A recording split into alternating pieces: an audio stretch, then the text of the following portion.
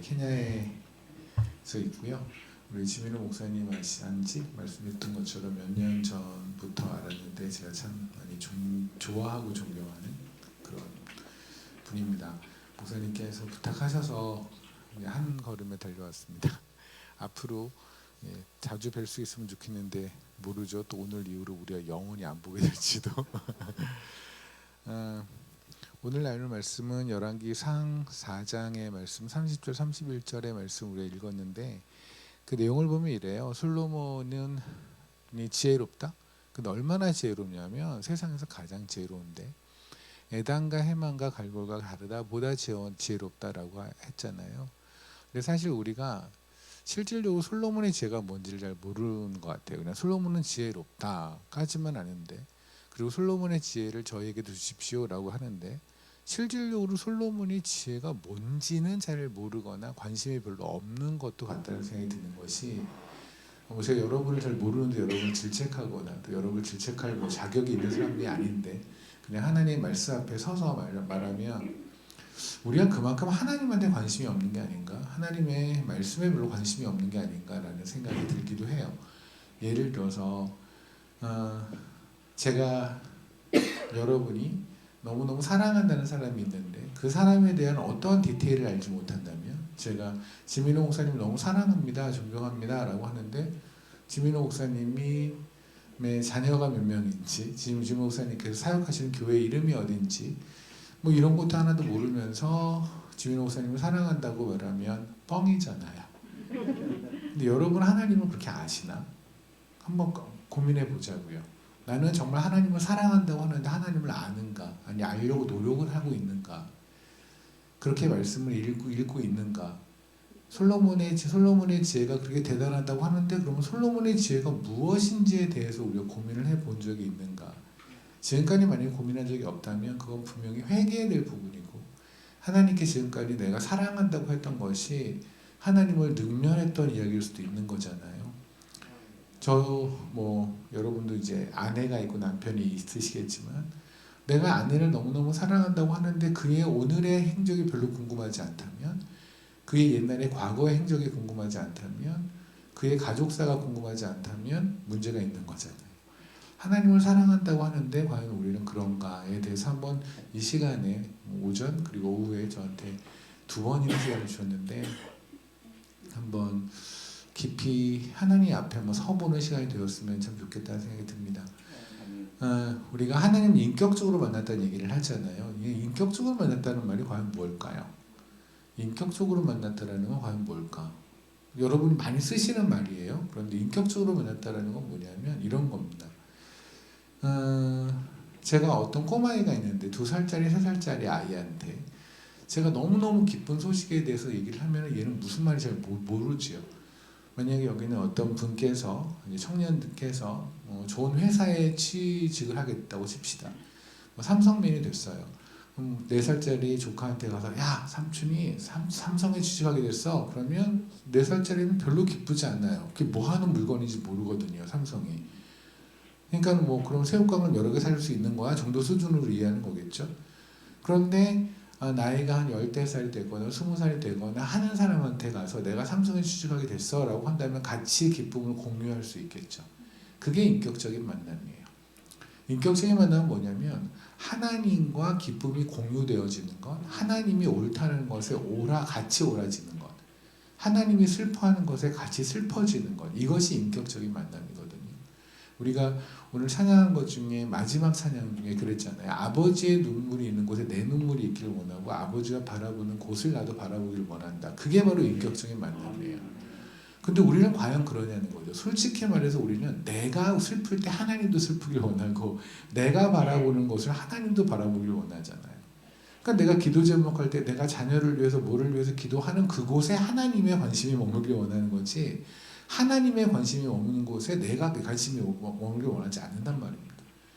그 얘기는 하나님이 보시기에는 인격적인 만남을 한 게 아닌 거예요. 얘는 그냥 자기가 원하는 신을 만들어 만나는 거예요. 출애굽기에 보면 그러잖아요.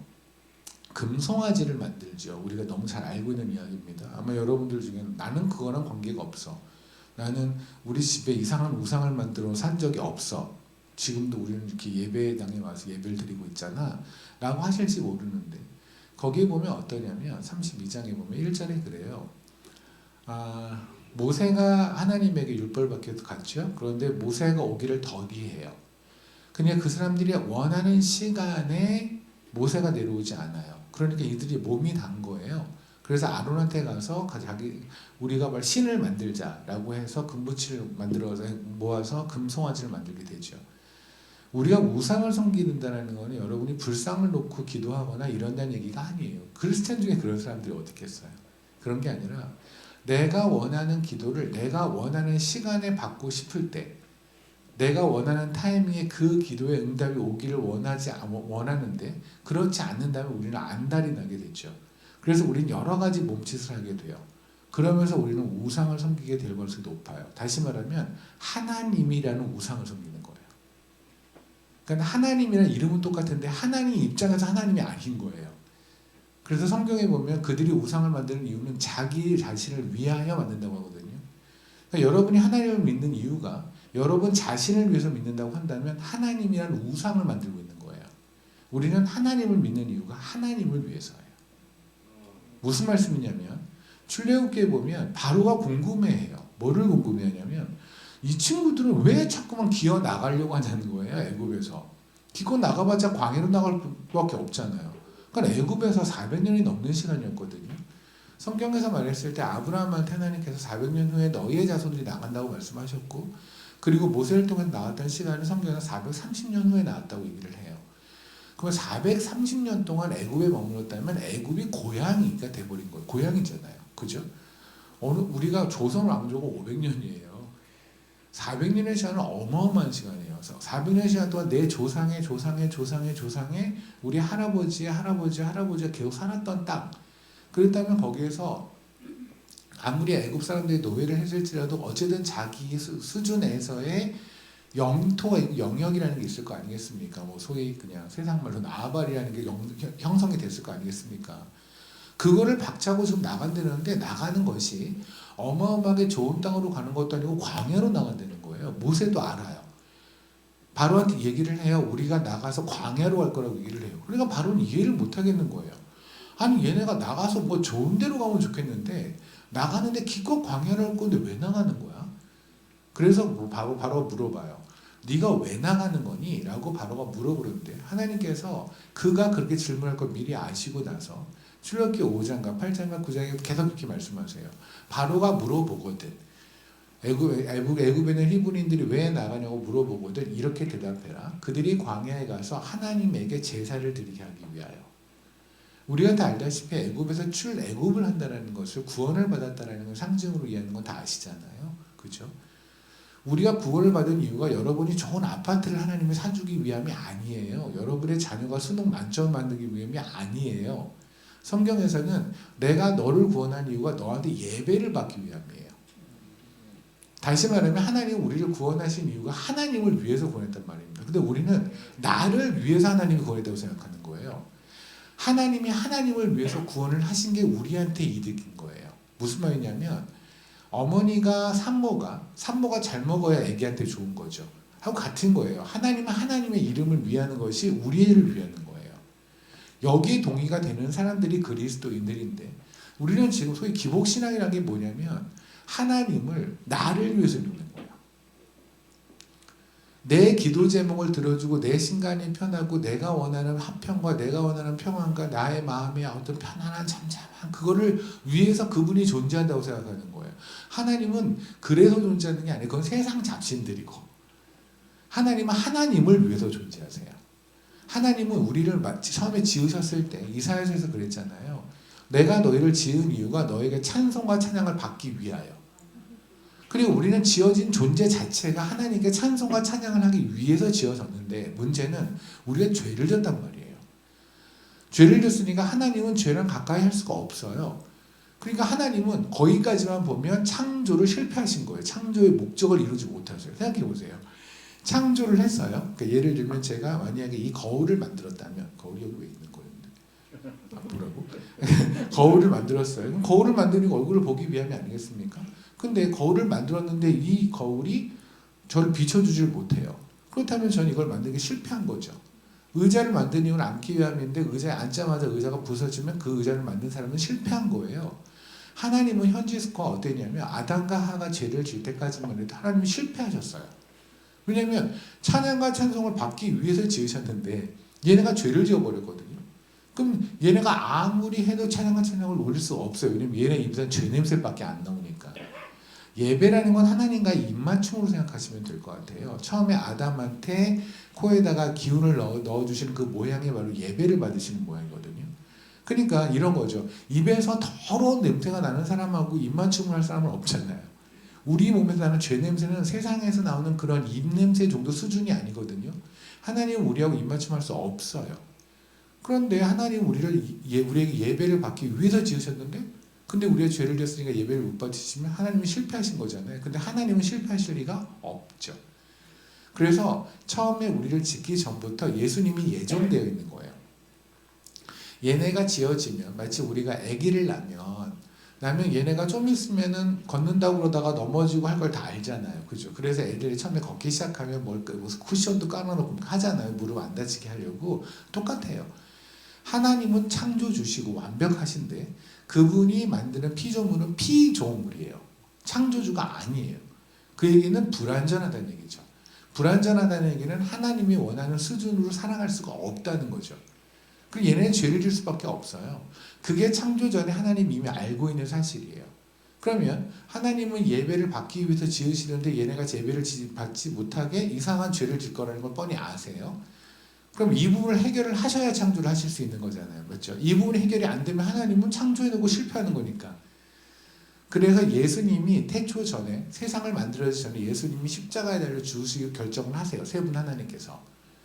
그러니까 얘네가 나중에 죄를 질 텐데 그 죄를 내가 내려가서 십자가에 달려 죽음으로 죄를 씻겠습니다. 라고 얘기하는 거예요. 그게 바로 히브리서 1장 2절의 말씀이에요. 잠깐 보실까요? 히브리서 1장 2절의 말씀이 바로 그건데 제가 읽겠습니다. 이 모든 날 마지막에는 아들을 통하여 우리에게 말씀하셨으니 이 아들을 만유의 상속자로 세우시고 또 그로 말미암아 세계를 지으셨느니라.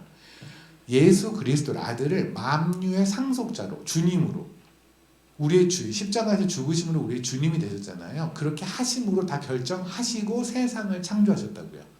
그러니까 십자가는 갑자기 애들이 죄를 진 다음에 하나님께서 임기응변으로 내지는 미봉책으로 느닷없이 생각해낸 것이 아니라 태초 전에 세상이 만들어지기 전에 예수님은 이미 십자가에 달려 죽으실 결정하셨다고요. 그것이 하셨으면 어떻게 돼요? 얘는 죄를 질 거예요. 얘는 만들었는데 깨질 거예요. 이 깨진 거를 완전히 밀고 새로운 거를 끼워 넣은 것까지 계산하고 세상을 만드셨다고요.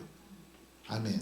그러니까 결론적으로 말씀드리면 뭐냐면 우리는 하나님에게 예배를 드리기 위해 창조되어졌고 그런데 그 창조 이후에 우리는 죄를 졌고 그러나 하나님은 우리를 창조하신 목적을 이루시기 위해 예수 그리스도가 십자가에 달려 죽으셨고 그래서 결국 그분의 목적이신 예배 받으시는 것 출애굽해서 광야에서 제사를 드리게 하기 위하여 그래서 우리가 지어졌단 말입니다. 그러니까 우리는 철저하게 하나님께 예배를 드리는 존재인 거예요. 근데 우리는 어느 순간 착각을 하기 시작한 거예요. 세상에 들어와서 우리를 하나님으로 만들고 우리를 세상의 주인으로 만든 거죠. 그래서 내 인생에 필요한 거를 공급해 주신 하나님. 그러니까 하나님이 입으로는 하나님을 주님이라고 하지만 주인이라고 하지만 사실은 내 인생의 주인은 나고 하나님은 내 인생을 살짝 도와주시는 분. 내가 필요할 때마다 가서 그냥 이거 주세요 저거 주세요 하면은 주시는 분 정도 수준이 하나님이 돼버렸다면 그러다 부모도 자식한테 그런 취급받으면 열받지 않아요? 애가 지가 필요할 때만 와가지고 엄마하고 아빠 그러고 나서 아양 부린 다음에 뭐 뜯어내고 다른 시간대는 필요 없고 그럼 얘가 말하는 거죠. 엄마 아빠가 나를 낳은 이유는 나 잘 먹고 잘 살게 하기 위함이 아니야? 이렇게만 한다면 그거에도 기뻐할 엄마 아빠는 없잖아요. 근데 우리는 만유의 주제이신 하나님을 그렇게 취급한다고요. 그리고도 아무렇지도 않은 거예요. 그게 옳다고 생각해요. 그걸 신앙생활이라고 하는 거예요. 우리가 왜 그러냐면 성경의 말씀에 관심이 없어서 그래요. 그러니까 하나님이 원하시는 것을 알아야 하나님이 원하는 대로 살 텐데 하나님이 원하는 게 뭔지를 모르는 거죠. 그냥 우리는 그냥 한 성경에서 말하는 하나님보다는 그냥 기독교 문화 안에서 배워진 하나님을 아는 거죠. 그러니까 하나님을 내가 믿는다라는 거에 대해서 내가 크리스찬이다 아니다라는 결정적인 증거는 뭐냐면 술, 담배를 안 하면 크리스찬이 되는 거예요, 갑자기. 그러니까 저분이 옛날에 담배 피웠는데 담배 끊었어. 이제 크리스찬이 됐다. 이렇게 말하는 거예요. 그러니까 담배를 끊으면 크리스찬이 되는 거예요? 그런 거예요? 담배 끊으면 천국 가요? 이게 우리가 믿는 신앙인가요? 이 정도 수준인 거예요. 그러니까 교회 안에서 뭐 많이 난무하냐면 정죄만이 난무해요. 나는 담배를 끊었는데 얘는 안 끊는 거고, 나는 술을 끊었는데 얘는 안 끊는 거고, 나는 헌금을 이만큼 하는데 쟤는 안 하는 거고 라고 하는 정죄만이 난무하는 이유가 바로 뭐냐면 하나님을 모르니까. 그러니까 교회 안에서 자꾸만 손가락질만 하는 거예요. 나는 이렇게 했는데 쟤는 왜 안 했고. 마르다 마리아의 이야기죠.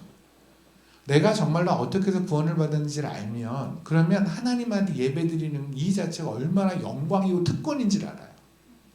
자매님들은 아마 아시겠지만 형제님들하고 자매님의 차이점이기도 한데, 형제들은요 자기가 별로 안 좋아하는 자매가여도 선물을 가져오면 일단 다 받아놔요. 그냥 그래 감방도 받아놔요. 근데 자매님들은 약간 예민하죠. 그런 거예요. 내가 되게 싫어하는 사람이 뭘 갖고 오면 막 근데 형제들은 그냥 네 일단 주세요 뭐 그러거든요. 자매들을 기준으로 한번 생각해 봅시다. 너무너무 싫어하는 형제가 뭐를 갖고 왔어요. 그러면 그냥 일단 그를 만날 이유도 없지만 만나서라도 그 사람이 뭘 주는 거 혹시라도 내가 받으면 그 사람 오해할까봐. 그죠?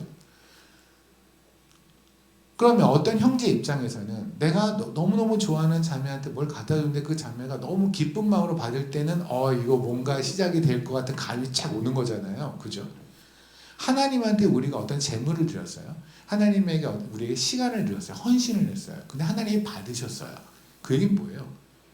하나님이 우리를 받으셨다는 거예요. 맞죠? 이거는 영광 중에 영광이에요. 그러니까 헌금을 하거나 헌신을 하는 것은 내가 어깨를 딱 하면 사람들한테 나 이만큼 11조인데 너는 얼마큼 내니라고 사람을 째려볼 일이 아니라 그냥 하나님한테 무한 감사할 일이죠. 이해되십니까? 하나님을 모르니까 헌금 얼마 낸 거 같고 어깨에 힘주는 거예요. 하나님을 모르니까 11조를 냈네 안 냈네 하고 너 11조 냈네 안 냈네 하고 손가락질하는 거예요. 이런 거죠. 마르다 마리아 이야기의 포인트는 이런 겁니다. 마리아는 예배를 드렸고 마르다는 식당 봉사를 했다. 그런 얘기가 아니거든요. 누군가 식당 봉사를 하셔야 예배 끝나고 밥을 먹죠. 그럼 우리 되게 웃겨요. 누군가 식당 봉사를 하니까 당연히 예배 끝나고 밥을 먹는데 또 식당 봉사 했다고 뭐라고 그래요. 예배 시간이 없었냐고. 그리고 또 그분이 그래서 예배 시간에 들어오느라고 밥이 좀 늦어지면 또 그것도 뭐라고 그래요. 어쩌라고.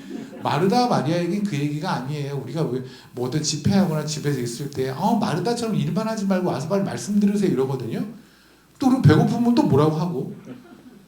마르다 마리아에게 포인트는 이거예요. 마르다가 왜 불평했을까요? 지만 이러니까. 마리아는 안 하니까. 근데 이렇게 봅시다. 우리가 너무나 맛있는 음식을 먹어요. 지금 너무나 맛있는 음식이 있어요. 근데 저만 먹고 목사님이 안 먹어요. 그럼 제가 목사님을 욕할까요? 아니 이 맛있는 것도 안 먹는 바보 같은 목사님이라고 이렇게 말할까요? 아니죠. 안타깝겠죠. 이 맛있는 거를 안 먹고 있는 게 안타까운 거지 제가 욕할 문제는 아니잖아요. 그죠? 그러니까 우리가 하나님한테 하는 것이 정말 기쁨이라고 한다면 안 하는 사람을 정죄할 필요가 없는 거예요. 안타까운 거지. 근데 하나님한테 일하는 것이 노동인 거예요. 하기 싫어 죽겠는데 돈도 내기 싫어 죽겠는데 억지로 내니까 왜 나만 내냐는 거죠. 나만 새빠지게 고생하냐는 거예요. 이건 예배자의 자세가 아니라니까요. 여러분의 마음속에 내가 헌금을 하거나 11조를 하거나 교회 봉사를 하는데 왜 저 옆편에는 안 해라는 생각이 딱 들잖아요. 다시 복음 앞으로 쓰셔야 돼요. 기쁨이 사라졌고 내가 복음이 뭔지 하나님이 누군지 내가 받은 예배자 특권이 뭔지를 까먹었으니까 고르고 있는 거거든요. 그러니까 정죄가 있는 거예요. 여러분이 헌금을 했을 때 하나님 받으셨다 이것만 해도 이건 정말 그렇잖아요. 우리 BTS 뭐 이런 얼마나 많은 선물을 받겠어요 팬들한테. 그죠? 근데 그 BTS에 있는 멤버가 전개 몇 명인지 모르지만 그 중에 누가 콕 집어서 몇 명의 팬의 거를 받아서 그 사람의 이름을 읽으면서 감사해라고 했다면 아마 이 팬은 그 자리에서 기절할 거예요. 그죠?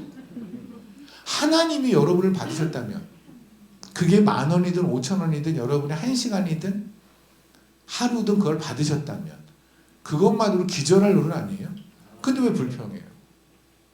왜 내 걸 받았어? 뭐 이러면서 하나님이 누군지 모르니까, 이 영광이 뭔지를 모르니까. 그러니까 그리고 교회가 뭔지를 모르니까. 그러니까 교회의 머리가 예수님이에요. 그럼 예수님이 누군지를 알면 교회가 어떤 곳인지 알겠죠. 그러면 교회에서 내가 어떤 자세를 취해야 되는지 아는데 교회가 뭔지를 모르니까 교회에서 까불고 있는 거예요. 여기가 학예인 줄 알아요. 학예하는 장소. 내가 좀 잘하는 거 자랑하고 있는 어떤 자기 장기 자랑하는 곳인 줄 알아요. 이 교회가. 그런 건 아니거든요. 여기는. 제 말을 좀 거칠죠. 그냥 계속 할게요. 이렇게. 오늘 제가 솔로몬의 지혜에 대해서 나눈다고 시작하면서 갑자기 얘기가 약간 무겁게 그리고 거칠게 나가는데요. 마찬가지입니다. 솔로몬의 지혜는 굉장히 중요한 이야기거든요. 얼마나 중요하냐면 하나님께서 그렇게 길게 쓰셨고 몇 번에 걸쳐서 솔로몬은 가장 지혜롭다고 말씀하셨겠어요. 그럼 우리 여태까지 만약에 솔로몬의 지혜에 대해서 별로 궁금하지 않았거나 몰랐다면 지금 한번 알아봅시다. 오늘 오전하고 오후 시간 제가 다 기억할 거예요. 오후 시간에 살아계신 분들 주님의 특별한 은총과 은혜와 모시기가 다 있을 거라고 저는 믿고 저 이미 약속이 있어서 하나님이 더 중요하지 않을까요? 그리스도인한테는 아멘 안 할 거예요. 주여. 그렇습니다. 솔로몬의 지혜에 대해서 먼저 나누고요. 그 솔로몬의 지혜와 버금간다고 했던 에단하고 헤만하고 갈골과 다르다라는 사람의 행적을 쫓아서 어떻게 사는 게 과연 지혜로운 삶인가 하나님이 보시기에 그걸 한번 나눠보고 오늘 나눈 이야기는 사실은 여러분에게 부담스러울 겁니다. 왜냐하면 진리를 알면 부담이 되거든요. 진리를 어설프게 알거나 모르면 인생이 신간이 편해요. 여러분 주님 알기 전에 편하게 살았잖아요. 주님 알고 하기 힘들죠. 뭔가 뭐를 해도 하면 안 될 것 같고 뭐를 또 안 하면 또 부담스럽고 계속 그러잖아요. 진리를 아셔서 그래요. 그러니까 진리를 더 알면 알수록 인생이 약간 힘들어진다고 생각하시면 돼요. 오늘이 여러분의 인생이 극적으로 힘들어지는 출발점이 될 수도 있거든요. 예. 그냥 가지 마세요. 그렇죠? 왜냐면 저만 힘든 건 좀 그렇잖아요. 같이 가자고요. 크리스찬이잖아요. 우리 동지라는 게 있고 의리라는 게 있죠. 같이 갑시다 이게. 솔로몬의 지혜에 대해서 먼저 나누겠습니다. 열왕기상 3장을 볼게요. 우리 이제 4장을 읽었는데 열왕기상 3장에를 보면 솔로몬이 지혜를 구하다 우리가 잘못 알고 있는 대표적인 이 말씀이죠. 솔로몬이 지혜를 구했더니 하나님께서 감동하셔서 딴 것도 주셨다. 그러니까 기도할 때 일단 지혜, 하나님이 원하시는 걸 살짝 하다 보면 하나님이 감동하셔서 네가 원하는 걸 주실 거야 라고 하는 하나님을 능멸하는 기도 방법을 가르치잖아요.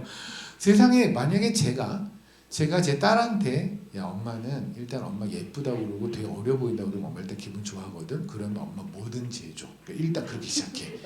해서 제 딸이 엄마한테 가서 엄마 와 피부 장난 아니다. 뭐야? 엄마 나랑 동갑 같아. 뭐들이 엄마가 너무너무 좋아서 뭘 준 다음에 나중에 시간이 지나서 엄마 내가 이렇게 말할 이유가 아빠가 엄마한테 뭘 뜯어내는 방법을 알려줬는데 그거더라고 라고 하면 엄마가 어떨까요? 내가 호적이 널 팔 거야 이렇게 말하지 않을까요? 세상에 얼마나 하나님을 우습게 하면 그런 걸 가르쳐요. 일단 지혜를 구해라. 그럼 하나님이 감동하셔서 나머지도 주실 거야. 혹시라도 그런 얘기를 들었다면 그 귀를 씻으십시오. 그거는 말 같지도 않은 얘기고요. 솔로몬의 지혜의 포인트는 그게 아니에요. 솔로몬의 지혜를 얘기하는 거에서 가는 포인트는 뭐냐면 하나님이 말씀하십니다. 뭐 줄까? 그랬더니 듣는 마음을 달래요. 자, 한번 보실게요. 9절에 보면 누가 주의 이 많은 백성을 재판할 수 있사오리까 듣는 마음을 종에게 주사 주의 백성을 재판하여 선악을 분별하게 하소서. 근데 이것과 똑같은 것이 병행 구조로 있는 게 어디냐면 역대하 1장이거든요. 뭐 보진 않아도 괜찮습니다. 역대하 1장을 보면 똑같은 내용이 있는데 그때는 솔로몬이 하나님에게 지혜를 주십시오라고 얘기를 해요. 그러니까 여기는 듣는 마음을 성경에는 듣는 마음과 같은 말을 지혜라고 보신 것 같아요. 그래서 우리는 솔로몬의 지혜라고 하죠. 그러니까 역대상 3장에는 사실 솔로몬이 지혜를 주십시오라는 얘기를 하지는 않아요. 듣는 마음을 주세요라고 하는데 이것과 같은 내용이 담겨있는 역대하 1장에는 솔로몬이 지혜를 주십시오라고 하는 걸, 지혜와 명철을 주십시오라고 하는 걸 보면 듣는 마음을 지혜로 봐도 똑같다고 생각이 드는데 거기서 포인트는 뭐냐면 지혜를 달라고 한 이유예요. 지혜를 주세요. 제가 이번에 시험 잘 보게. 저 지혜를 주세요. 제가 사업을 잘하게. 그게 아니에요. 여기서 뭐냐면 솔로몬은 지혜를 주세요. 선악을 분별할 수 있게. 이게 포인트예요. 선악을 분별할 수 있게 여러분은 하나님께 받은 지혜를 가지고 뭐를 하고 싶으세요? 우리는 보통 그 지혜를 가지고 시험도 잘 보고 자녀 교육도 잘하고 사업도 잘하고 뭐 재정 운영도 잘하고 사람들과의 관계도 잘하고 뭐 이렇게 생각하지 않습니까? 우리는 보통 그러죠. 그래서 어떤 사람이 뭔가를 잘 해결하면 참 지혜로워라고 얘기를 하잖아요. 근데 솔로몬이 지혜를 달라는 이유는 뭐냐면 선악을 분별할 수 있게래요. 이게 포인트예요. 왜 이게 중요하냐면 우리 창세기를 한번 가보면 창세기에서 아담과 하와가 잘못했던 가장 결정적인 게 선악과를 먹은 거죠. 어떤 사람은 그렇게 말하더라고요. 야, 무슨 과일 하나를 먹었다고 그렇게까지 하나님 화를 내죠? 사실 그것만 본다면 하나님은 굉장히 옹졸한 존재예요. 그렇지 않아요? 아빠가 여기 있는 걸 막 말했는데 그 중에 이 과일은 먹지 마. 아빠 제일 좋아하는 건 망고 건드리지 마. 근데 갔다 왔는데 얘가 망고를 먹었어요. 그랬더니 너는 3대가 내가 너희 3대를 멸하리라. 이러면 누가 봐도 이 아빠가 이상한 거죠. 먹지 말란 망고를 먹은 거는 애가 잘못한 거지만 그게 또 그렇게까지 화낼 문제는 아니잖아요. 선악과를 먹은 게 뭐 그렇게까지 화낼 문제는 아니지 않나? 솔직히 믿는 분들끼리 그걸 막 질문은 못해요. 왜냐하면 말하면 믿음 없어 보일까 봐. 하지만 가지고 있는 질문, 제가 어디 가서 Q&A를 하면 꼭 나오는 질문이에요. 목사님들도 물어봐요. 조용히 와서 물어봐요. 제 이름 말하지 말고 이거 좀 대답해 주세요. 선악과가 왜 그렇게 큰 문제예요? 라고 목사님도 저에게 물어보거든요. 선악과가 왜 이렇게 큰 문제일까요? 선악과의 문제는 이거예요. 선악과를 먹은 다음에 하는 행동을 보면 선악과가 어떤 문제인지를 알게 돼요. 성경에서 선악과를 먹고 나서 아담과 하와가 제일 먼저 한 게 뭐냐면 무화과 나무 잎으로 옷을 만들어 입어요. 그게 뭐?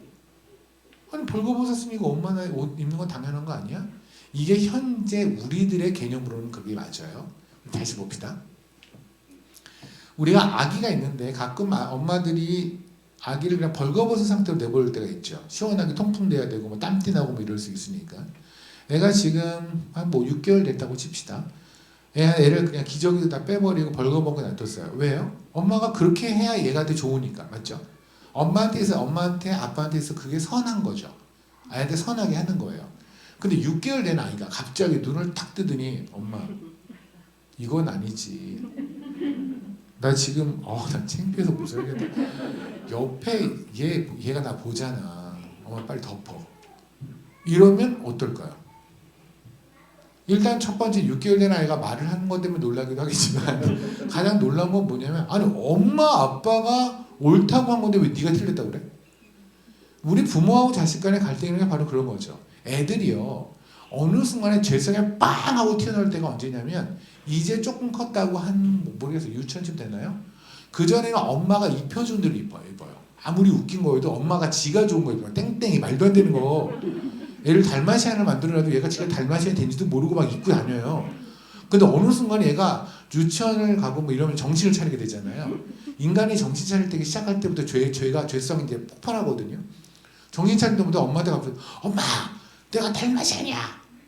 그리고 엄마가 뭘 입히면 나 이거 안 입어. 그래서 애들 그러죠. 싫어라고 막 하죠. 그래서 이거 싫어. 그때 딸내미들 보면 뭐 머리띠 이거 싫어. 이거 줘 할 때. 그럼 엄마 뭐라고 그래요? 야 그게 너한테 이뻐. 근데 애는 아니라고 그러죠. 그때 엄마 속 터지잖아. 네가 뭘 하니? 아니 근데 웃긴 건 뭐냐면 사실 30 먹은 엄마가 4살짜리 아이한테 패션 감각에 더 떨어질 수도 있어요. 그럴 수 있잖아요. 근데 하나님하고 창조주 하나님하고 피조물을 생각해 보세요. 하나님 보시기에는 벌거벗은 상태로 만든 게 옳아요. 마치 6개월짜리 아이를 벌거벗게 낸 상태에서 통풍하고 해서 얘가 땀띠가 안 나게 하는 것이 엄마한테 옳은 것처럼 옳아요. 그런데 갑자기 아담과 하와가 그 전까지 하나님이 옳다는 거에 네 하고 살았단 말입니다.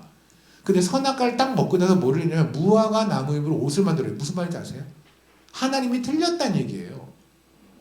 왜 나를 벌거벗게 하는 거예요? 그 전까지 선악의 근거와 기준이 하나님이었다고요. 하나님이 옳다고 하면 옳은 거예요. 하나님이 틀렸다고 하면 틀린 거예요. 근데 이제는 선악의 근거가 나예요. 여러분 보세요. 여러분 안에서도 내가 보기에 저기 저 장로는 저 집사는 저 옆편네는 저분은 참 어떤 사람은 저 사람 참 좋은 사람이라고 하기도 하고 전 좀 이상해 이럴 수도 있죠. 왜 그 사람이 이상해요? 지한테 잘못하니까. 저 사람이 왜 좋아요? 나한테 잘하니까. 우리는 사람을 좋다 나쁘다의 기준이 나예요. 내가 나한테 잘하면 좋은 사람이고 나쁘게 하면 나쁜 사람이 돼요. 여러분한테 그러잖아요. 이게 악이에요. 이게 죄예요. 그러니까 현재 우리가 지혜라는 건 뭐냐면 이겁니다. 솔로몬이 지금 하나님께 구한 건 뭐냐면 제가 제 삶에서 선악의 근거가 저였는데 이제 하나님이 물어보시니 제가 앞으로 살아가면서 선악의 근거가 하나님이 될 수 있도록 저에게 지혜를 주십시오라는 얘기가 솔로몬의 기도란 말입니다. 이해되시나요?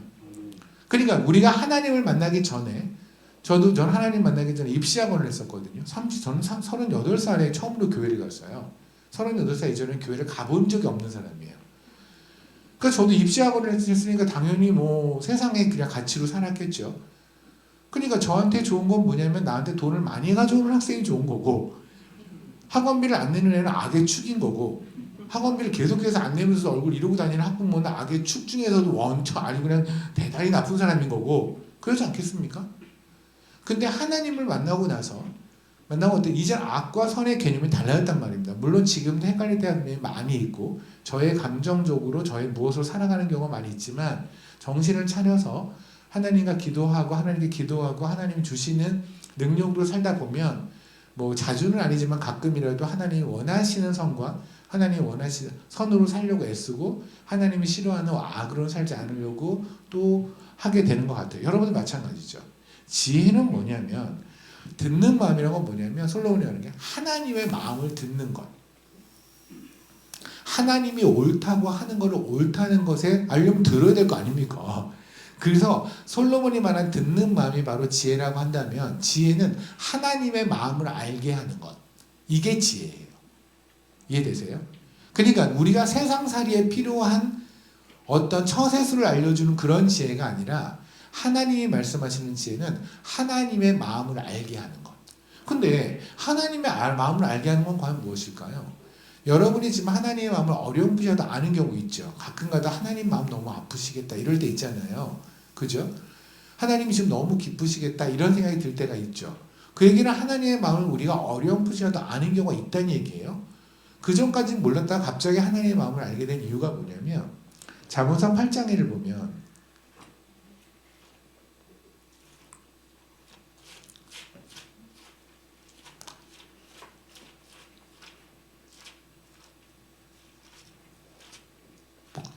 잠언서 8장에 보면 소제목이 지혜와 명철 찬양이라고 되어 있거든요. 지혜와 명철을 찬양한다 좀 이상하죠. 우리가 하나님을 찬양하는 건 찬양하는 건데 지혜를 찬양한다는 이상하잖아요. 이게 왜 이러냐면 1절 보세요. 지혜가 부르지 아니하냐 명철이 소리를 높이지 아니하느냐 그러죠. 여기서 좀 이상해요. 지혜가 부르지 아니하냐? 지혜는 부르는 게 아니죠. 지혜는 사람이 아니잖아요. 근데 여기서 지혜가 부른다라고 하는 건 의인화시켰다. 그래서 소위 우리가 국어에서나 뭐 보면 의인화 그런 거구나. 그냥 사물인데 사람 취급해서 말을 했구나라고 하는 건데 사실은 그게 아니에요. 여기서 있는 이 지혜는 우리가 생각하는 그 지혜가 아니라 의인화한 것이 아니라 진짜로 살아 계신 분이에요. 무슨 말이냐면 지금 지혜가 여러분이 꼭 시간 되시면 잠언서 8장을 꼭 읽어보세요. 8장을 읽다 보면 어디서 궁금한 게 있는데 지혜가 자기 자신을 설명해요. 자기 자신을 어떻게 설명하냐면 이렇게 말해요. 22절입니다. 여호와께서 그 조화의 시작 곧 태초에 일하시기 전에 나를 가셨으며 만세 전부터 태초부터 땅이 생기기 전부터 내가 세움을 받았느니 30절 볼게요. 내가 그 곁에 있어서 창조자가 되어 날마다 그의 기뻐하신 바가 되었으며 지금 지혜가 자기 자신을 어떻게 말하냐면 세상이 만들어지기 전에 내가 거기 있었고 세상이 모든 걸 창조하실 때 내가 거기 있었고 그런데 내가 창조자가 되었다라고 얘기를 해요. 그럼 간단해요. 세상이 만들어지기 전에 계셨던 분은 하나님밖에 없죠. 세 분 하나님. 그렇잖아요. 본인의 지혜가 뭘 말하냐면 나는 세상이 만들어지기 전부터 있었던 창조주였다라고 얘기하는 거예요. 지혜가 뭐냐면 성령님을 의미를 해요. 이건 굉장히 중요한 얘기예요. 지금 솔로몬이 구한 건 성령님이에요. 그러니까 우리에게 성령이 임했으니 이제 우리가 하나님의 뜻을 알게 됐단 말입니다. 이제 하나님이 원하시는 것을 알게 된 거예요. 근데 문제는 뭐냐면 우리가 하나님의 뜻을 아는 순간보다 모르는 순간이 더 많다는 거죠. 근데 사실 성령 충만이라고 하는 건 그게 없고요. 우리 성령 충만 그러면 뭐 이상한 몸동자를 한다든가 뭐 이렇게 생각하는데 그게 아니라 하나님의 뜻을 완전히 아는 상태. 그럼 하나님의 뜻을 완전히 알면 어떻게 되는지 아십니까? 목에 칼이 들어와도 하나님을 전하게 돼요. 그래서 베드로가 우리가 사도행전에 보면 성령 충만에 대한 얘기 여러 번 나오는데요. 베드로가 공회에서 사람들이 잔뜩 모여있어 그들이 전부 다 눈이 그냥 폭발해가지고 죽이려고 눈이 빨개도 죽이려고 하는 그 순간에 베드로가 성령의 충만하여 예수 그리스도를 담대히 전했다 이렇게 나와요. 그러니까 성령의 충만한 건 뭐냐면 내가 육신으로 생각하면 죽음 두렵잖아요. 그죠? 육신으로 생각하면 돈이 두렵잖아요. 육신으로 생각하면 세상이 무섭잖아요. 맞죠? 육신으로 생각하면 남이 잘 되는 거 이런 거 막 부럽고 하잖아요. 그런데 성령이 충만하면 그것이 아무것도 아닌 걸 알게 된다고요. 아멘. 그러니까 성령이 충만한 상태는 뭐냐면 이제 하나님이 원하는 그리스도인의 삶을 제대로 살아가는 게 성령 충만이에요. 그러니까 다시 말하면 성령 충만은 여러분의 인생이 힘들어지는 거예요. 그래서 함부로 기도하지 마세요. 그 기도는. 괜히 함부로 성령 충만하게 하시고 그러면 여러분 인생 갑자기 힘들어져요. 갑자기 볼때는 너 성경할래요? 이러고 갑자기 제정뭐 이래가지고 하나님을 다 쓸게요. 이런 일이 벌어질 수 있으니 혹시라도 난 그렇게까지 믿고 싶지 않아 그러면 절대로 그 기도를 하지 마세요. 혹시 누구라도 어떤 목사님이나 성도님이 와서 성령 충만을 기도한다면 그 입을 다무세요라고 하세요. 성령 충만은 굉장히 위험한 기도예요. 성령 충만 잘못되면 진짜 그리스도인으로 살아. 예수 진짜 믿게 돼요. 그래서 왜 그럴 수 있잖아요. 예수 믿을 뻔했다. 이럴 일이 벌어질 수 있거든요. 항상 경계해야 되는 기도가 성령 충만이에요. 솔로몬이 바로 구했던 게 그거예요. 지혜를 구한 거예요. 그럼 우리는 문제는 뭐냐면 그럼 지혜를 구했다, 성령을 구했다, 그럼 성령 충만한 삶이라는 게 구체적으로 무엇이냐는 거예요. 그때 이제 우리는 솔로몬의 지혜를 받고 나서 있었던 하나의 사건이 있어요. 우리 다 알고 있는 사건이에요. 창기 2명이 와서 아이 1명을 데리고 와서 서로 자기 아이라고 우기기 시작하게 하죠. 우리는 그걸 보면서 야 솔로몬이 대단히 지혜로운 거야. 지혜를 가지고 그 아이를 뭐 죽이겠다 그랬더니 진짜 엄마가 아닙니다 저 아이를 주세요 라고 하는 내용 알잖아요. 잘 보세요. 솔로몬이 받은 지혜는 하늘에서 내려온 지혜예요. 맞죠? 맞잖아요. 그 지혜를 가지고 실질적으로 프랙티컬하게 딱 사용했던 순간이 그 창기가 가져온 아이에 대한 그 이야기 맞죠? 그게 그렇게 대단한 지혜예요. 솔직히 말해서. 그거는요 동네에서 조금 현명한 할아버지가 할 수 있는 정도 수준이에요. 아니 여러분이 그냥 어떤 두 명이 와서 서로 자기 아이겠다 우기면 물론 그 뭐 다른 뭐 좀 떨어지는 지혜를 생각할 수도 있겠지만 많이 생각하다 보면 이 아이를 죽인다고 그러면 진짜 엄마는 나타나지 않을까? 이런 생각 누가 안 할 수 있잖아요. 그러니까 솔로몬이 지금 실제로 보여준 그거는 우리가 이제 성경에 있으니까 대단하다라고 하지만 사실 그게 그렇게 대단한 건 아니에요. 솔직히 말해서. 그렇잖아요. 그런 생각 해보셨잖아요. 솔직히. 근데 이게 왜 하나님은 그냥 생각을 해보세요. 만약에 제가 여러분에게 어마무시한 뭐 정말 세계에서 제일 잘 나가는 부엌칼을 선물했다고 칩시다. 그럼 이 부엌칼을 가지고 여러분이 만약에 실질적으로 제가 시범을 보이거나 이게 얼만큼 대단한 거냐면 이라고 한다면 제가 원래부터 잘 썰어진 두부 같은 거를 부엌칼로 탁 썰면서 야 보십시오 이게 얼마나 대단한 건지 보이겠어요? 이러진 않겠죠. 뭔가 누가 봐도 잘 안 썰어지는 거 그걸 한 번에 탁 썰면서 이게 얼마나 되는지 보이십니까? 이렇게 하지 않겠습니까? 그러니까 하늘에서 내려온 지혜라고 한다면 이 정도 그 지혜를 실제로 쓰려면 어느 정도 얘기해야 하냐면 솔로몬 당시에 있었던 여러 나라들이 있잖아요. 뭐 나라의 분쟁 아니면 전쟁이 일어난 긴급한 상황 이럴 때 솔로몬이 그 지혜를 사용해서 뭐 그 전쟁을 무마시켰거나 평화를 가져왔다거나 아니면 그 전쟁을 이겼다거나 사이즈가 좀 그 정도는 돼야 뭐 우리가 그래 하늘에서 온 지혜니까 그 정도 쓸겠지라고 하는 건지 사실 요 정도 이야기는 어마무시한 칼을 가지고 두부 썬 것밖에 안 되는 거란 말입니다. 동의가 안 되세요? 동의가 되실 거예요. 속으로는 그죠? 말은 못하는 거예요 지금. 성경을 내가 부인하는 건가? 아니에요. 궁금할 건 궁금하자고요. 이 얘기는 그 얘기가 아니에요. 이게 뭐를 뜻하냐면요. 두 명의 창기가 있어요. 근데 한 아이의 죽음을 통해서 죽음을 담보로 진짜와 가짜가 구별되는 거죠. 이 이야기를 더 많이 보지 않았습니까?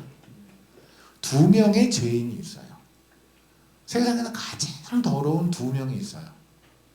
한 아들의 죽음을 통해서 그 아들의 죽음 때문에 눈물을 흘리는 죄인이 있고요. 그 아이들이 죽든 말든 관심이 없는 죄인이 있어요. 우리는 이 아들의 죽음을 통해 죽음을 보며 눈물을 흘리는 죄인을 의인이라 불러요. 이들을 우리는 그리스도인이라 불러요. 그 아들이 죽든 말든 관심이 없는 죄인은 그냥 죄인이에요. 이들은 영생으로 가는 양이라 불려주고 이들은 영벌로 가는 염소라 불려져요. 이들은 한 주님이 오셨을 때 오른편에 있을 것이고 이들은 왼편에 있을 거예요. 이해되십니까? 솔로몬의 지혜가 실제로 보여준 건 십자가의 이야기예요. 한 아들의 죽음을 중심으로 그 아들을 보면서 그 죽음 앞에서 눈물을 막 흘리는 죄인의 이야기와 그러든 말든 관심이 없는 죄인의 이야기. 우리가 바로 누구냐면 십자가를 보면 이상하게 눈물이 나는 사람들이에요. 그 아들의 죽음이 그냥 너무너무 슬픔으로 그러나 또한 감사함으로 다가오는 죄인이지만 하나님의 의인이라 불러서 의인이 된 자들이에요. 아멘. 솔로몬의 지혜가 실제로 보여준 그 두 창기의 이야기는 우리의 이야기고요. 사실은 우리는 이쪽 창기가 될 수도 있었어요. 그 아들의 죽음에 관심이 없었잖아요. 우리가 예수님 만나기 전까지, 저 38살에 하는 주님 만나기 전까지 십자가에 달려 죽으신 하나님의 독생자 그 아들의 죽음에 저 관심이 없었거든요. 어느 순간에 저에게 지혜가 찾아오고 나니까 이제 관심 정도가 아니죠. 저희의 인생을 다 드리겠습니다 고백한 거 아닙니까? 맞잖아요. 솔로몬의 지혜가 바로 그거예요. 솔로몬의 지혜가 오고 나니, 솔로몬에게 하나님의 지혜가 오고 나니 이제 진짜와 가짜가 보이는 거예요. 여러분의 삶을 십자가로 판단하는 것, 예수 그리스도로 판단하는 것, 십자가에 달리신 예수 그리스도로 여러분의 갈 길을 판단하는 게 바로 지혜로운 삶이란 말입니다. 아멘. 이 대표적인 사건이 뭐냐면 성경에서 예수님께서 직접 하신 말씀이 하나 있는데 이런 말씀을 하세요. 아벨서부터 사가랴까지 순교자의 피가 있다고 얘기를 해요. 거기서 말하는 사가랴라는 사람을 일단 나중에 시간이 되면 하겠습니다. 앞에는 아벨이라는 사람을 얘기를 하는데 아벨을 주님은 이 땅에 온 사람들 그냥 피조물 중에서 최초의 순교자라고 말씀하시거든요. 근데 아벨이 순교자예요. 언제 생각해도 우리가 순교자 그러면 어디 가서 복음을 전하다가 이런 게 순교자 아닙니까? 근데 아벨은 특별하게 복음을 전하다가 죽거나 이런 게 아니잖아요. 성격 되게 이상한 형한테 맞아 죽었다. 끝. 맞죠? 아니 아벨이가 가인을 아세요? 대답을 하시면 좀 좋겠다면 되는데 안 하셔도 상관없으면 혼자 할게요. 대답하시면 도움 될 것 같아요. 아벨은 가인한테 죽었어요. 맞죠? 맞아 죽었어요. 그러니까 아벨은 가인한테 형한테 성격 이상한 형한테 맞아 죽은 자 끝. 근데 그게 왜 순교자는 거예요? 근데 주님이 그러니까 순교자와 아니냐는 걸 판단하시는 분은 하나님이잖아요. 그 하나님이 이 땅에 내려오셔서 최초의 순교자가 아벨이라고 하면 그분이 맞는 거예요. 순교자가. 근데 왜 그게 순교자지? 고개를 갸우뚱. 순교자가 뭔지 아십니까? 제가 저는 이제 케냐에서 여러 군데에서 사역을 해요. 나이로비라는 수도에서도 있고 소말리아 국경 쪽에 가서도 주로 있어 사역을 이렇게 해요. 그럼 만약에 제가 소말리아 국경 거기는 테러가 많이 일어나거든요. 그럼 거기서 제가 테러리스트한테 잡혀서 총에 맞아 죽었다. 그러면 누가 봐도 순교겠죠. 근데 하나님 보시기엔 순교가 아닐 수도 있죠. 우리끼리는 순교라고 그냥 하겠지만 하나님 보시기 아니라고 하면 아닌 거잖아요. 맞죠? 그런 것처럼 반대로 얘기하면 아벨은 우리 보기엔 순교 같지 않지만 하나님이 보시기엔 순교라는 얘기예요. 그럼 우리는 하나님 관점에서 그게 왜 순교인지를 알아봐야 되겠죠. 아벨과 가인의 이야기를 이제 돌아가면 창세기 4장인데 보면 하나님께서 아벨이 가져온 재물을 받으시고 가인의 거 안 받아요. 우리는 보통 이렇게 얘기를 해요. 가인이 가져온 곡식이었고 아벨은 양이었다. 피의 제사를 가져왔기 때문에 하나님이 받으셨다고 하는데 아니에요. 왜냐하면 레위기에 보면 소제라고 해서 하나님은 곡식을 받으세요. 곡식 제사를 받으세요. 그러니까 가인이 가져온 게 곡식이어서 안 받은 게 아니에요. 성경을 자세히 보시면 하나님은 아벨과 그의 재물을 받으시고 가인과 그의 재물을 안 받으세요. 우리도 이렇게 얘기해요. 가인은 삶이 되게 이상했다. 하나님에게 잘못했다. 이런 얘기를 하는데 여러분이 아세요? 가인의 사생활을? 성경에 안 써 있는데. 그래 유추하지 말자고요. 간단해요. 아벨을 하나님이 받으셨고 아벨이 가져온 재물을 받으신 게 바로 여러분이 제가 하나님한테 받아들여지고 우리가 가져온 재물이 하나님께 연락되는 것 같은 얘기예요. 여러분이 하나님에게 연락되는, 여러분의 재물이 하나님에게 연락되는 이유가 뭐예요? 여러분이 잘 살았나요? 한 주 동안? 인생에서 죄 안 져서 그런 거예요? 그냥 일방적으로 십자가의 은혜를 여러분 구원 받았기에 그런 거 아니에요? 맞죠? 그거예요. 아벨이 하나님께 연락되는 이유는 하나님이 그를 구원하셔서 그래요. 선택하셔서 그래요. 아멘. 아까 그랬잖아요. 선택받은 백성이 가져오는 재물은 재물이 되는 거고 하나님이 선택하지 않은 가인은 아무리 뭐를 가져와도 그건 재물이 될 수 없는 거고. 이해되십니까? 그 얘기예요. 물론 영원히 우리는 계속 궁금하죠. 그럼 왜 가인을 선택받지 않고 왜 아벨을 선택받았어요? 그건 우리가 가질 질문이 아니에요. 그건 하나님이 결정했으니까. 근데 다만 저는 여러분이 이 말씀을 드릴 수 있어요. 우리가 하나님을 하나님으로 말하지만 자꾸 하나님의 권리를 뺏는 경향이 있어요. 하나님을 무능력자로 만들고 싶어하는 경향이 있어요. 여러분이 마트에 가면 같은 종류의 마요네즈가 있다고 칩시다. 근데 상품이 다르죠. 그 중에는 어떤 건 좀 비싼 거 있고 어떤 건 좀 싼 게 있죠. 형편에 맞게 여러분 선택하지 않아요? 맞죠? 그런데 옆에서 누가 와서 왜 그걸 선택해요? 이거 선택 안 해요? 계속 시비를 걸고 쫓아다니면서 여러분 이 과자를 선택하는데 왜 새우깡은 사는데 옆에는 감자깡은 안 사요? 계속 쫓아다니면서 뭐라고 그러실래요? 내 마음이지. 내 눈 갖고 내가 쓰는데 네가 왜 그래? 하나님이 선택할 수 있는 권리가 없어요? 왜 우리는 하나님이 선택할 수 있는 권리가 있다는 사실을 까먹을까요? 우리가 원하는 하나님이 아니라 하나님이 말씀하시는 하나님을 믿자고요. 여러분이 이해하는 수준의 하나님이 아니라 하나님이 그 믿음을 주셔서 그 믿음으로만 믿어지는 하나님을 믿자고요. 아멘. 그게 그리스도인이에요. 세상도 납득할 만한 하나님이 아니라 세상도 납득할 만한 그리스도인이 아니라 세상이 이해하지 못하는 하나님만 이해하는 그리스도인을 살아가는 거예요. 그래서 히브리서에 뭐라고 그래요? 마저 죽은 그리스도인들의 이야기가 나와요. 어떤 자는 몸이 반으로 잘렸대요. 어떤 자는 동굴에 갇혀서 막 숨어서 있었대요. 어떤 자는 그냥 너무나 심한 박해를 받아서 가죽이 벗겨져 죽었대요. 그런 얘기를 막 히브리서에 써요. 그런데 마지막에 뭐냐면 누가 봐도 세상이 이들을 죽인 거잖아요. 그러면 세상의 승리자고 얘들이 피해자잖아요. 그죠? 그런데 아니에요. 세상은 그들을 감당하지 못하였다 그래요.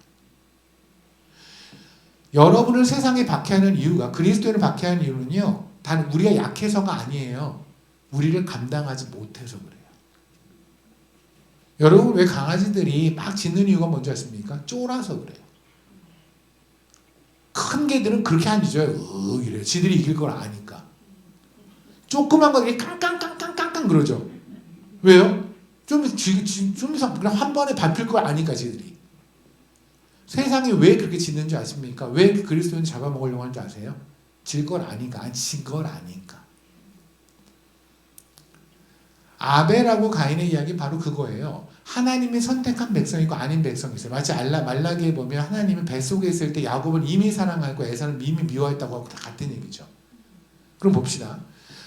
가인은 열받는 거예요. 하나님 지가 뭔데 왜 나는 선택 안 해? 그리고 내 걸 왜 안 받아? 화날 만한 거예요. 그들 입장에서 보면. 그러면 그들한테 이해할 만한 이야기를 하면 어떻게 해야 돼요? 그러게 내가 생각해도 하나님은 이상해. 그러면 돼요.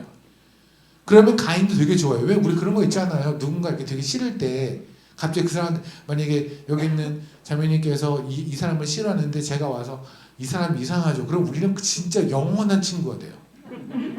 알잖아요. 한 명의 적을 놔두고 뭉쳐진 자들은요, 그들의 유대감은 어마어마해요. 사람 친해지는 데는요, 칭찬이 아니에요. 같은 공공의 적을 하나 만들면 그렇게 친해져요. 인간이 진짜 악하다니까요. 인간은 끝없이 악해요. 칭찬으로 안 친해져요. 비난과 뒷담으로 친해져요. 그러니까 아벨이 똑같이 손을 잡고 하나님을 욕하면, 그러게 내가 생각해도 하나님 좀 이해 안 가. 형 좀 열받았지. 나도 솔직히 하나님한테 좀 그렇더라. 이러면 아벨은 살았을 거예요. 물론 수명이 나에 죽긴 했겠지만 어쨌든 간에 그 당시엔 살았을 거예요. 근데 아벨은 뭐라고 그랬냐면, 가인이 지금 이를 분이 나서 하나님 이상해 그랬을 때 아벨이 뭐라고 대답했을까요? 그래도 하나님은 오라. 염장을 지른 거죠.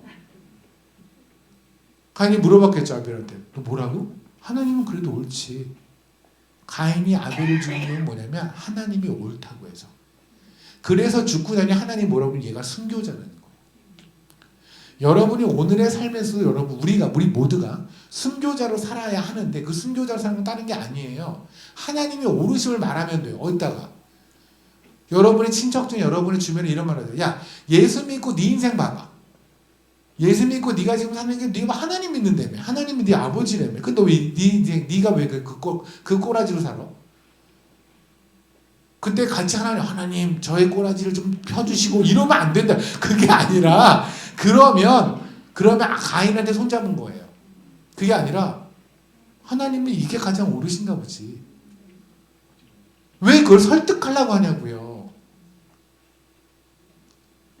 우리가 여러분 진화론 안 믿죠? 진화론은 어떻게 믿어요? 우리는 하나 그리스도인인데 그런데 믿고 계세요. 더 나은 내일을 원하지 않으세요? 오늘보다 나은 내일을 원하지 않으세요? 하나님이 더 나은 하루하루 지나면 더 나아지시는 분인가요? 하나님 그런 분이세요? 2000년 전에 하나님과 2000년 후에 하나님, 지금의 하나님이 2000년 전 하나님보다 더 발전하신 하나님인가요? 아니죠. 하나님은 하나님이세요. 그 하나님이 주신 오늘은 그분의 최선이에요. 근데 왜 더 나은 내일을 원해요? 더 나은 내일을 원하는 나의 기준이 내가 원하는 게 기준인 거예요. 내 생각에 이 정도 사이즈 아파트와 내 아이가 이 정도가 되고 기타는 게 내가 원하는 기준선을 만들어 놓고 이 기준에 합당하게 하나님이 하시면 하나님이 최선을 다한 거예요. 여기까지 오지 않으면 하나님은 최선을 다하지 않은 거예요. 마치 오늘 하나님은 놀고 있는 것처럼. 우리가 생각하는 게 그거라니까요. 내 기도가 응답되어지면 하나님이 최선 다하신 거고 오늘 응답되지 않을 때까지 하나님 좀 놀고 계시는 듯한 느낌이 드는 거예요. 진짜 그런가요? 아들 죽임으로써 우리 살렸는데 우리가 생각하는 하나님이 그 정도라니까요. 여전히 선악의 근거가 나예요.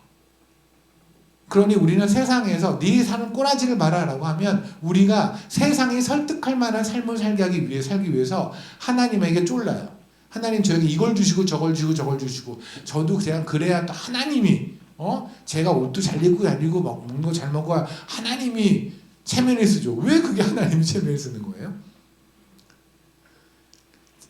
지혜라고 하는 것은 하나님은 성령님이라는 건 뭐냐면 도저히 인간의 눈으로 믿을 수 없는 걸 믿게 만드신 분이에요.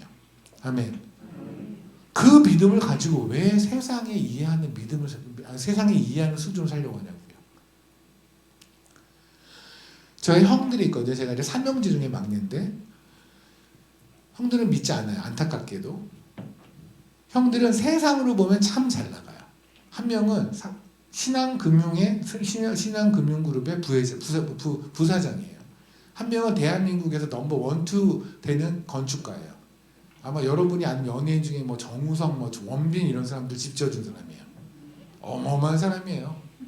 근데 그분들이랑 제가 식사를 할 때는요, 저는 항상 그분 형들이 그래요. 아유, 너 왜 거기까지 가서 그곳에 있냐? 그냥 학원 계속했으면 얼마나 좋아. 그리고 막 저한테 뭘 줘요, 이렇게 뭐 그러잖아요. 회 같은 거 먹으면 이렇게 아유 먹어라. 얼굴 피부가 그게 뭐니? 근데 저는 그걸 그대로 형한테 줘요. 그냥 먹고 죽으면 때깔이야 좋던데 먹어라. 왜냐면 그들은 그렇게 죽으면 지옥 갈 거거든요. 누가 누구를 불쌍해야 돼요? 제 눈엔 그들은 한없이 불쌍해요. 제가 이상한가요? 제가 그들이 한없이 부러워야 돼요? 제 앞에서 얘기를 해요. 야, 주식으로 작년에 4억을 벌었대요. 아이고, 하나님한테 올 길이 더 멀어졌구나. 저는 오늘도 그들의 모든 게 망하기를 기도하고 있어요. 망하면 혹시 하나님한테 올까봐. 제 기도가 잘못된 건가요? 전 한없이 그들이 짠해요. 불쌍해요. 생명이 없으니까. 이상한가요?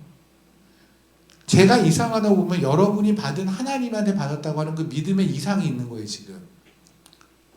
하늘에서 내려온 지혜는 그런 게 아니에요. 그게 세상의 모든 걸 가졌을지라도 하나님이 없으면 한없이 불쌍하게 볼 수 있으셔야 돼요. 예전에 어떤 권사님을 만났는데 그런 얘기를 하시더라고요. 우리 애가 이번에 변호사가 됐다는 거예요. 우리 딸, 그 며느리가 의사고, 우리 애가 다 가졌다는 거예요. 근데 하나 안타까운 게 있는데 교회를 안 나간대요. 그게 하나 안타까운 거예요. 그건 뭐하고 똑같냐? 우리 애가 다 인류대를 졸업하고 됐는데 우리 애가 죽었어요. 같은 얘기잖아요. 현재 스코어. 혹시 여러분도 그 정도 수준으로 예수 생각하고 있다면 다른 거 다 있는데 예수까지 더하면 그러면 뭔가 완성되는다는 느낌이 드는 정도가 여러분이 생각하는 예수라면, 그렇다면 여러분이 가지고 있는 믿음은 틀렸어요. 그런 믿음 하나님 주신 적 없어요. 없다니까요. 단호하게 말씀드리는데 그런 믿음이 아니에요. 그건 지혜가 아니에요. 성경에서 믿음의 증인이라고 히브리서 11절 읽어보세요. 어떤 자들이 거기서 있는지. 예수의 목숨 건 사람들이 왠지 아십니까? 예수가 다니까. 진짜 거기에만 생명이 있으니까. 근데 왜 여러분들 시체를 보고 부러워한 적 있나요? 시체를 보고 무서워야 되지 않아요? 징그러워야 되지 않아요? 누가 보면 이런 얘기가 나와요. 하나님께서 잠깐 볼까요? 누가 보면 1장입니다. 3장입니다. 누가복음 3장에 보면 1절에 디베리아 황제가 통치한 지 15째 해 곧 본디오 빌라도가 유대 총독으로 헤롯이 갈릴리 본붕왕으로 그 동생 빌립이 이두레와 드라고니의 지방의 본붕왕으로 루사니아가 아빌레네의 본붕왕으로 안나스와 가야바가 대신하고 있을 때에, 이게 무슨 말이냐면 지금으로 하면 이런 거예요. 백악관에 바이든이 있었고 뭐 청와대 윤 대통령이 있었고 어디에 뭐가 있었고 세계 정말 소위 기라성 같은 정치가들 권력자들 이름을 쭉 나열한 거예요. 그런데 하나님의 말씀이 어디냐면 빈들의 사가랴의 아들 요한에게 임했대요. 뭔 소리냐면 이게 마치 인공위성에서 보는 거예요. 백악관을 쫙 쏘고 그 다음에 청와대로 쫙 가요. 그 다음에 서울시의 서울시장의 직무실로 가요. 그리고 세상에서 우리나라에서 가장 큰 교회 목사님 쪽을 또 지나가요. 이렇게. 그러니까 어마어마한 사람들은 막 지나가요. 카메라가. 그러다가 갑자기 인천 부평에 있는 선일교회에서 바닥을 쓸고 있는 어느 집사님한테 임해요. 그리고 하나님의 말씀이 그에게 임했다는 거예요. 무슨 말인지 아시겠습니까? 하나님이 바라보는 자는 하나님의 새끼들이야. 우리는, 근데 희한한 건 우리는 세상을 바라보고 있어요. 이 얼마나 슬퍼요. 안 슬프세요? 여러분의 애기들 보면, 제가 예전에 좀 어느 교회였다? 아니 어느 교회를 갔는데 교회가 워낙 컸어요. 워낙 컸는데 제가 그때 성탄 전날 2부 때 가서 말씀을 전하는 거였어요. 앞에 행사들이 많더라고요. 제가 이제 한국에서 교회를 다니는데 1년밖에 안 돼서 한국에서 교회에서 무슨 일을 하는지 잘 모르는데, 근데 그때 가서더니 교회 성탄 전야라고 애들 재롱잔치 준비 막 했더라고요. 그래서 제 설교하기 전에 여러 행사가 있었어요. 근데 저는 이제 길을 잃었어요. 교회가 하도 커가지고 대강당까지 가는데 화장실 갔다 갔는데 길을 잃었어요. 그래서 뒤로 가는데 아이들을 막 준비시키고 이제 엄마들이 있는 거예요. 이렇게 있는데 저는 무슨 권투 링에 올라가는 코치인 줄 알았어요. 애들 한 명씩 정신 차려야 돼. 실수하면 안 돼. 이게 뭐지? 전 처음에 뭐 하는 건지 모르고, 그 다음에 저는 이제 앞에 앉아서 말씀을 전했는데 앞에 앉았는데 애들이 쫙 올라오는 거예요. 올라오는 거예요. 그래서 옆을 뒤를 봤더니 엄마들이 다 저쪽에 쫙 포진해 있는 거예요. 맨 앞쪽에. 그리고 뒤에서 아이고 저 자식 저거 하지 말래. 아니 애들이 모여서 하나님께 찬양하는 거면 실수할 수 있고 너무 사실 그런 게 더 귀엽잖아요. 그죠? 아이고 그냥 무슨 걸그룹인 줄 알아요. 그냥 실수하면 안 돼. 뒤에서 막 들려요. 교회에서 나오면 절대 안 되는 그 용어들 있죠. 새끼 이런 거, 자식 이런 게 막 저 새끼 저거 저거 그렇게 말했는데 전체 그림으로 보면 진짜 이쁘고 저는 전체를 볼 수밖에 없죠. 내 새끼가 없으니까. 근데 주위 있는 분들은 지 새끼들만 보고 있는 거예요. 근데 뭐라고 하지 않는 게 여러분도 그렇지 않아요. 그죠? 하나님이 지 새끼하고 있는 거예요. 세상에서 가장 잘 나가는 사람들의 카메라를 비췄다가 말씀이 어디냐면은 빈들의 어느 광야에 있는 이름도 모르고 아무도 모르는 동사무소에서만 아는 세례 요한한테 임했다고요. 이게 하나님 우리를 바라보는 시각이에요. 그런데 우리는 하나님을 바라보지 않아요. 우리는 세상을 바라봐요. 에스겔서에서 끔찍한 얘기 한번 전해드릴게요. 아까 에스겔서에서 저는 지금 여러분에게 솔로몬이 받은 지혜가 우리에게 받은 지혜라는 겁니다. 같은 지혜를 받았는데 그런데 우리 지금 좀 이상하게 살고 있는 거 아닌가라는 우리의 도전을 한번 해보는 거예요. 아니시라면 참 감사합니다. 근데 혹시 그렇다면 좀 당장 뭔가를 해야겠죠. 에스겔서 8장을 잠깐 같이 보실래요? 이 말씀 참 중요한 말씀입니다. 에스겔서 8장을 보면 예루살렘의 우상숭배라고 하는 정말 끔찍한 이야기예요. 하나님의 백성들도 우상숭배를 한대요. 거기에 보면 우리가 혹시라도 지금 저지르고 있는 죄일지도 모르는 그림이 나오는데 뭐냐면요. 이거 보세요. 16절. 그가 또 나를 데리고 여호와의 성전 안뜰에 들어가시니라. 보라, 여호와의 성전 문 곧 현관과 제단 사이에 약 25명의 여호와의 성전을 등지고 낯을 동쪽으로 향하여 동쪽 태양에게 예배하더라. 이게 무슨 말씀이냐면 여러분 이걸 이해하려면 성전의 그 구도를 조금만 이해하시면 되거든요. 성전의 구도는 이래요. 이렇게 해요. 운동장, 학교 있죠. 학교를 보면 우리가 학교를 들어가면 운동장이 있잖아요. 운동장이 있고 쭉 가면 건물이 있죠. 그리고 건물 안에 들어가면 이제 뭐 교무실이 있고 뭐 이렇게 있겠죠. 성전이 그런 식이에요. 문으로 들어왔습니다. 문으로 들어오면 성전 뜰이 있어요. 운동장이 있어요. 운동장을 계속 가요. 그럼 건물이 나와요. 건물 안에를 들어가면 큰 휘장을 중심으로 방이 크게 두 칸이 있어요. 여기를 성소라고 그러고 이 휘장 뒤를 지성소라고 그래요. 그러니까 여기까지 이 건물서부터 이제 제사장만 들어가는 거예요. 제사장이 아닌 사람들은 성전 뜰까지는 있을 수 있어요. 운동장까지는 있을 수 있는데 안에는 학부만 들어가요. 제사장이 들어가고 이 휘장 뒤에 있는 이쪽은 지성소라고 하는 곳은 대제사장만 들어갈 수 있어요. 오케이? 그런데 지금 이 문제가 뭐냐면 문이 동문이에요. 성전의 동문이 한쪽이거든요. 동문. 그러면 동문이라고 한다면 동쪽을 등지고 들어가야 되죠. 맞죠?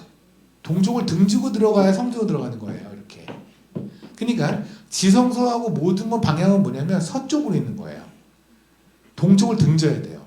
그러면 해가 뜨면 해가 이쪽에서 뜬다고 한다면 나는 해를 등지고 있는 상태가 되죠. 맞나요? 지금 애들에서는 뭐 하는 거냐면 성전 안에 있는데 얘네들이 태양을 보고 있더라 이 소리예요. 그러니까 교회에 있는데 하나님을 안 본다고요. 세상을 본다고요. 교회에 들어왔으면 하나님을 봐야 하셔야 돼요. 그죠? 하나님의 가치를 쫓아야 돼요. 맞죠? 근데 우리는 교회 안에 들어와서 세상을 구하고 있다고요. 세상을 달라고 얘기해요. 세상으로 나를 채워달라고 하나님께 조르고 있어요. 이게 이 모습이에요. 교회 안에서 태양을 예배하고 있더라. 그러니까 하나님 안에 들어왔는데 하나님을 예배하지 않아요. 하나님을 사랑하지 않아요. 세상을 사랑해요. 그리고 세상을 부러워해요. 교회 안에서도 우리가 부러워하는 사람은 하나님을 잘 믿는 사람이 아니에요. 세상에서 잘 나가는 사람이지. 교회 안에서 입김이 있는 사람도 하나님을 잘 믿는 사람이 아니에요. 세상에서 영향력 있는 사람이지. 세상 사람들이 보기에도 이름이 있는 그런 직업을 가진 사람이 교회에서도 어깨를 피고 다니는 거예요. 그런 거 아니죠. 제가 알고 있는 어느 장로님이 한 분 계시는데 장로님은 환경미화원이세요. 참 열심히 일하세요. 근데 그분은 참 안타깝게도 정말 하나님 너무너무 사랑하는데 하나님이 이유가 있으셔서 선하신 섭리로 그런 고난을 허락하셨으려 믿는데 아내가 너무 일찍 중풍에 오셨어요. 그러니까 아내 병수발을 해야 되고 자식 둘 다 가시다 보니까 그 월급으로 힘드시죠. 근데 하나님을 믿는 거를 전혀 소홀히 하지 않으세요. 이분은 아침에 본인이 일하는 시간이 5시부터 시작을 하는데 4시에 나가세요. 꼭. 그래서 일을 다 마치세요. 근데 꼭 밤마다 저녁마다 자기 섬기는 교회 부목사님이 아침에 새벽 예배를 인도하시는데 그 목사님께 전화를 한대요. 해서 다음날 할 본문, 말씀 전할 본문 그리고 그 찬송가가 몇 장 부르실 거냐를 물어보는 거예요. 왜냐하면 근무 중에 교회 안에 들어갈 수는 없잖아요. 제가 근무 중인데 예배를 가고 너무 하고 싶은데 그러니까 그 전에 일을 다 마치는 거예요. 남들은 5시에 나갈 때 4시에 나가서 일을 다 마치고 길 다 있는 낙엽 쓸고 다 한 다음에 서둘러서 교회 앞으로 자기 섬기는 교회 앞으로 가는 거 들어가지는 못하고 그리고 그 찬송가를 혼자서 제가 그 얘기를 나눴을 때가 꽤 오래 전이었으니까 지금처럼 뭐 스마트폰으로 뭐 이런 게 아니라 정말 가로등 밑에서 이렇게 찬송가 이렇게 혼자 부르시고 말씀 읽으면서 이 말씀 묵상하고 그게 30분 정도 묵상하고 근데 추운 겨울에도 그걸 하시는 거예요. 이런 분이 교회에 영향력이 있어야 돼요. 이런 분을 부러워하셔야 돼요. 근데 우리는 그렇게 부러워하지 않는다니까요. 예수로 가득 찬 사람이 부러워야 되는데 예수로 가득 찬 사람은 별로 안 부러워요. 예수가 대강에 있고 세상에서 잘 나가는 사람이 부러워요. 솔직히 그러지 않습니까? 왠지 아세요? 교회에 들어왔는데 태양 보고 예배하고 있어서 그래요. 태양을 등지라고, 하나님은 태양을 등지라고, 바알신을 등지라고 모든 걸 서쪽에 놔뒀는데 우린 기껏 들어와서 저쪽 쳐다보게 되니까요. 도대체 하나님이 주신 지혜는 우리 삶에 어디가 있냐는 거예요. 어느 구석에 좀 처박혀 있냐는 거예요. 그리고 성령 충만은 이상한 걸로 성령 충만을 얘기하고 있어요.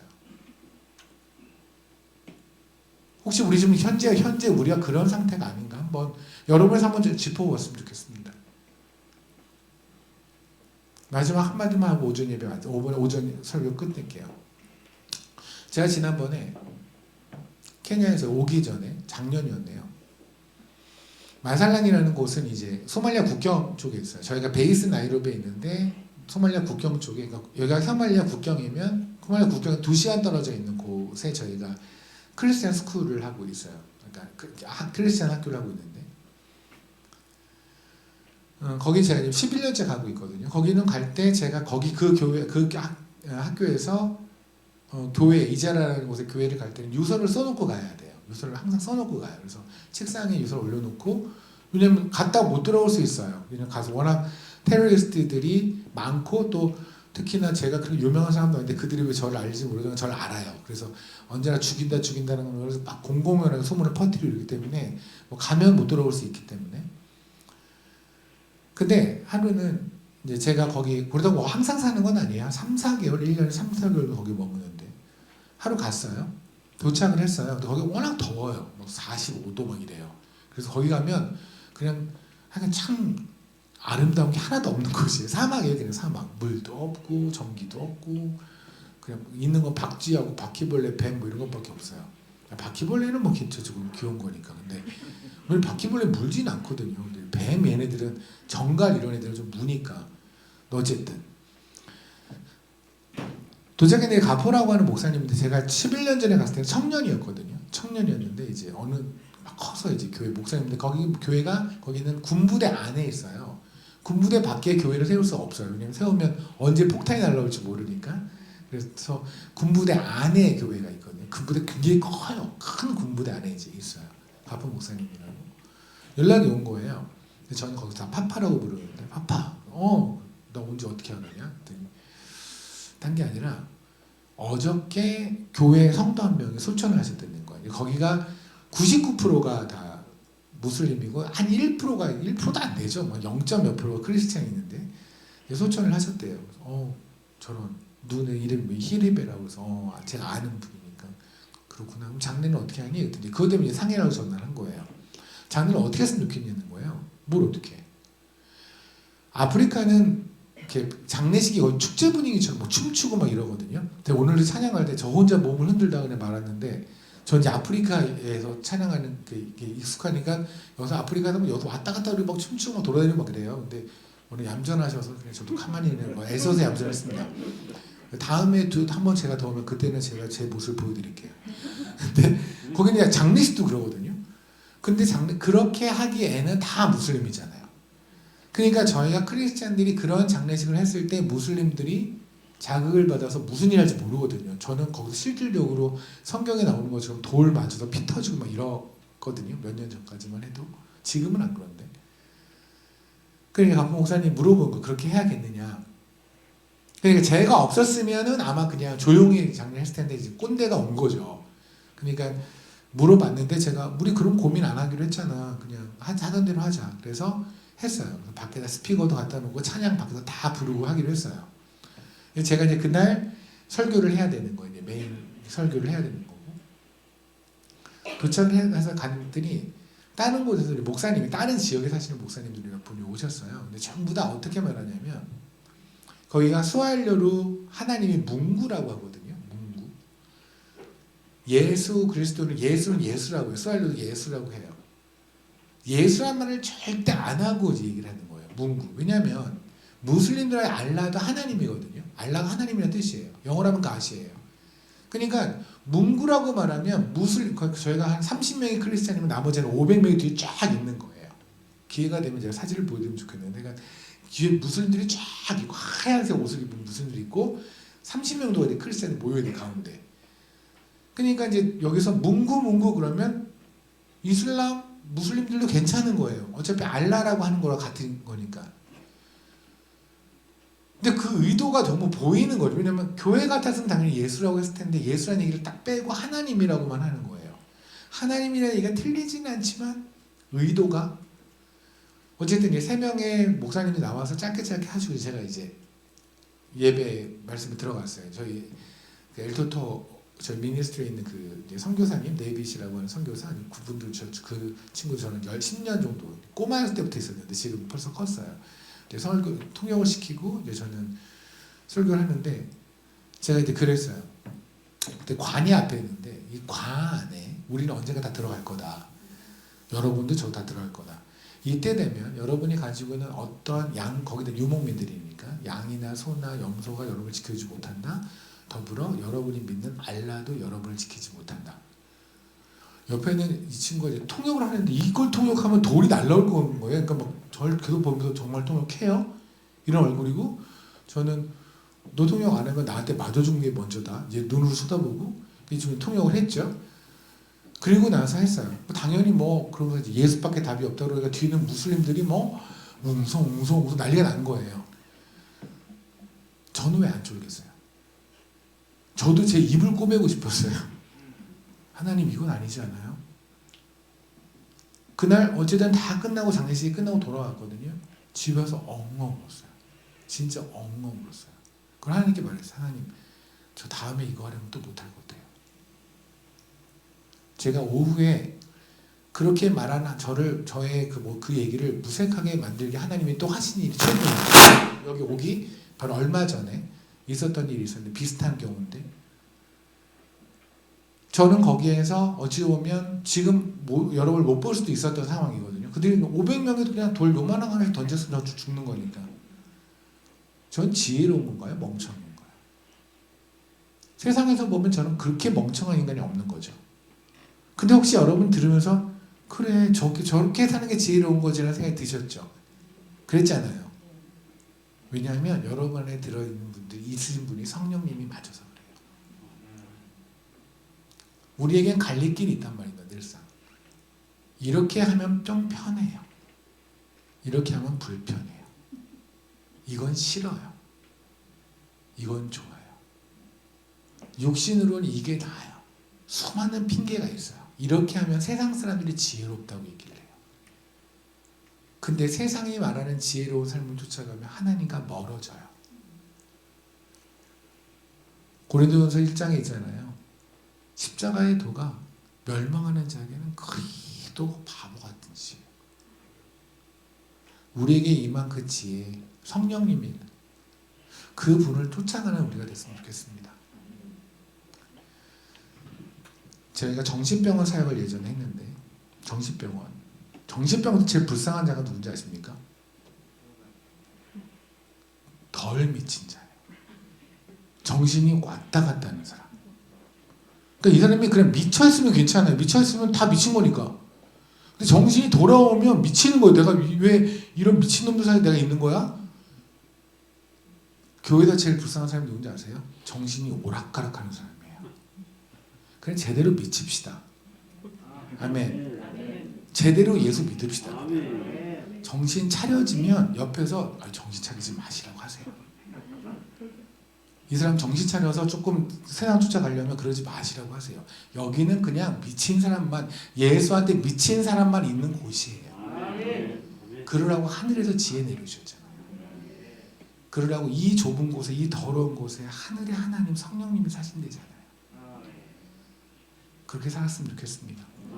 이부에는 이 구체로 이렇게 사는 게 무엇인가에 대해서 애단과 해만에 대한 이야기로 같이 나눌 테니까 제가 다 기억한다고 했습니다. 안 보이시는 분이 있으면 이제 특별하게 개인적으로 기도하겠습니다.